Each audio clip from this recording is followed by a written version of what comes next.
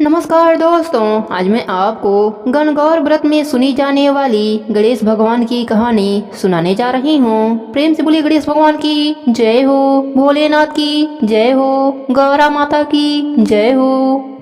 एक नगर में एक राजा रहता था जिसकी दो रानियां थीं। बड़ी रानी बड़ी ही घमंडी और कुटिल स्वभाव की थी और उसके दो पुत्र थे। इसके विपरीत छोटी रानी बड़ी विनम्र और दयालु थी। वह गणेश भगवान की भक्त थी और प्रतिदिन गणेश भगवान की पूजा आराधना किया करती थी, परंतु उसके कोई भी संतान न थे। बड़ी रानी घमंडी होने के कारण छोटी रानी को पसंद नहीं करती थी और वह राजा का छोटी रानी के पास जाना भी बर्दाश्त नहीं करती थी। इसलिए वह राजा को ज्यादातर अपने पास ही रोक कर रखती थी। एक बार राजा गंगा स्नान के लिए जाने लगा तो बड़ी रानी से गंगा स्नान के लिए चलने को कहा, पर बड़ी रानी ने जाने से मना कर दिया और बोली, आप अकेले जाइए, हम राज्य का काम देख लेंगे। राजा ने बड़ी रानी से पूछा, आपको वहाँ के मेले में से क्या चाहिए? तब बड़ी रानी ने कपड़े, गहने, बच्चों के खिलौने आदि राजा को सुना दिया। फिर यही बात उन्होंने छोटी रानी से भी कही, लेकिन छोटी रानी ने कहा कि मुझे कुछ नहीं चाहिए। राजा गंगा स्नान के लिए निकल गए। रास्ते में राजा सोचते हुए जा रहे थे कि छोटी रानी अपने लिए कुछ भी नहीं मांगती, क्यों ना उनके लिए वहाँ के मेले में से गणेश भगवान की प्रतिमा लाऊं। राजा ने ऐसा ही किया। छोटी रानी के लिए एक सुंदर सा गणेश भगवान की प्रतिमा ले लिया। घर आकर उन्होंने बड़ी रानी का सामान उनको दे दिया और छोटी रानी को वह मूर्ति दे दिया। छोटी रानी गणेश भगवान की मूर्ति लेकर बहुत प्रसन्न हुई। उन्होंने वह मूर्ति पूजा कक्ष में स्थापित कर दिया।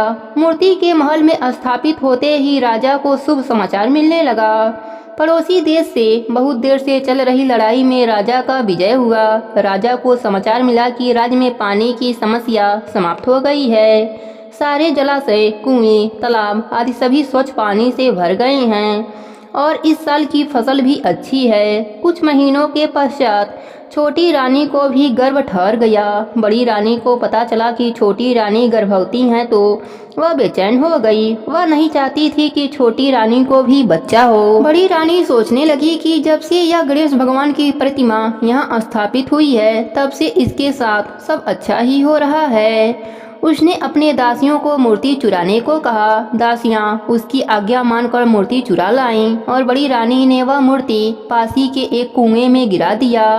रातों रात उस जगह एक पेड़ उगाया। उस पेड़ पर एक ही फूल खिला था और वह सोने का फूल था। सुबह हुआ तो सब उस पेड़ को देखकर आश्चर्य में पड़ गए और उस पर सोने का फूल देखकर सब लालच में पड़ गए और सभी उस फूल को लेने की कोशिश करने लगे, किंतु उस फूल तक किसी का हाथ नहीं पहुंचा।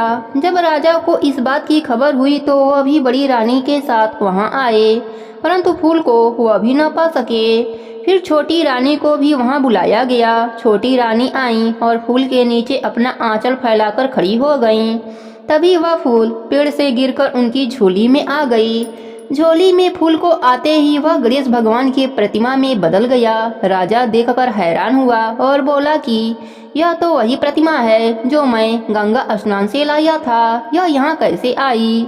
छोटी रानी बोली कि मैं कुछ नहीं जानती। तभी गणेश भगवान साक्षात वहाँ प्रकट हो गए और बोले कि जिसने भी यह काम किया है वह खुद ही सारी बात बता दे। परंतु बड़ी रानी शर्म और डर के कारण कुछ ना बोली। तभी वहाँ कुएं में सबने वह दृश्य देखा जब बड़ी रानी दासियों को मूर्ति चुराने के लिए कह रही थी और उसके पश्चात बड़ी रानी ने मूर्ति को कुएं में फेंक दिया।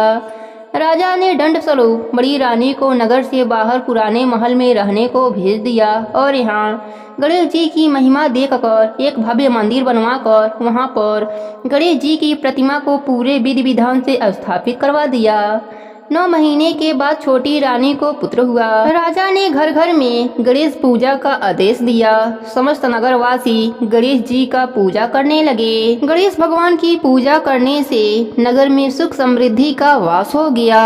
प्रेम से बोले गणेश भगवान की जय हो, भोलेनाथ की जय हो, गौरा माता की जय हो।